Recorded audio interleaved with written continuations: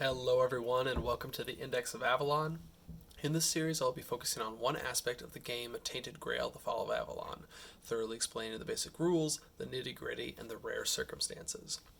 Chapter 1 location cards will be used in this video, but there will be no story spoilers. With that said, let's learn all about location actions.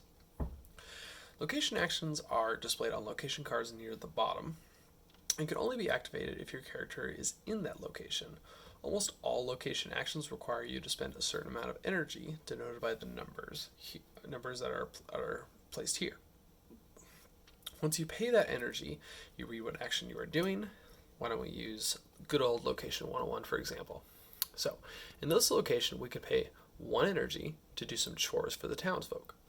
If we do that, in return we will gain 1 reputation point. Now, some location actions will state once per day next to it. This means that this action cannot be repeated multiple times on the same turn. After the first time you use this location action, you will place a gray time token on that location to remind you that you've already done that action for the day. You will then proceed with the rest of your day, and at the start of the next day, you will remove this and the location action can be used again.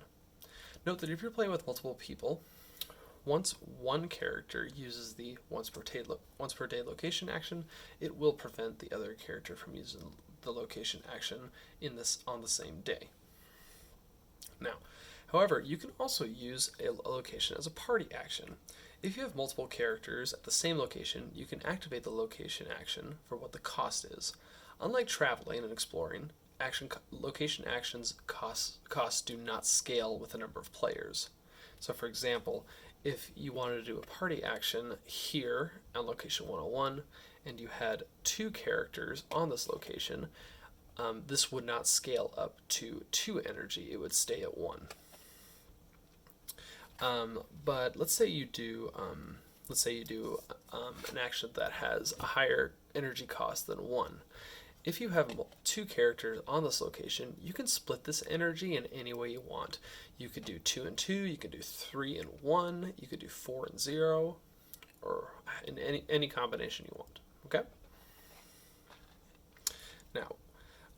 Now keep in mind that so the energy cost doesn't scale up, but also what you yield does not scale up with the number of players. Let's say, for example, let's say you do location action and it gives you 2 wealth. You don't get 2 wealth for one character and 2 wealth for this character. You get 2 wealth in total, and you can split it up any way you want. You could do 1 and 1 or 2 and 0. Okay? Now, let's look through a couple examples.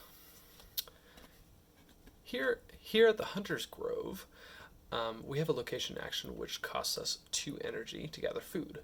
We will then gain 2 food and draw and resolve a green encounter as well.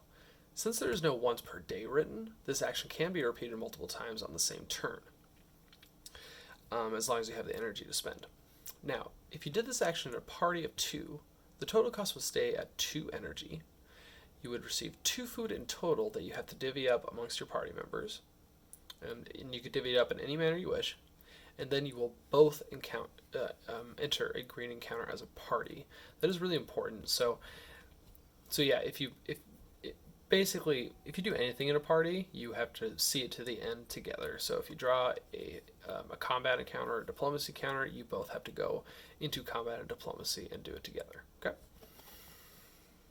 Now, the cost of some location actions will also be slightly different. While all of them cost energy, some of them will ask you to pay. That's very important, the word pay, another resource as well. If we take a look at location 109, it states that we spend 1 energy for healing rights and pay 1 wealth to gain 3 HP. If you cannot pay that 1 wealth, you cannot do this location action. Now, however, if we take a look at the Warrior's Fair, it states that we need to spend 4 energy and lose 1 HP, and then gain 1 XP. So technically, since this says lose rather than pay, if you are at 0 HP, you could do this location action without having to lose any life. I would not recommend this though, because if you're at 0 life, you're actually probably dying. But this could be replaced with anything. Let's say, for example, it says lose one wealth. In that case, if you're at 0 wealth and you have to lose 1 wealth, you can't really lose what you don't have, so nothing would actually occur here, and you would still gain the 1 experience. Okay? With that said, thank you everyone for joining me on another episode of the Index of Avalon. I hope this video helped you understand everything you need to know about location actions.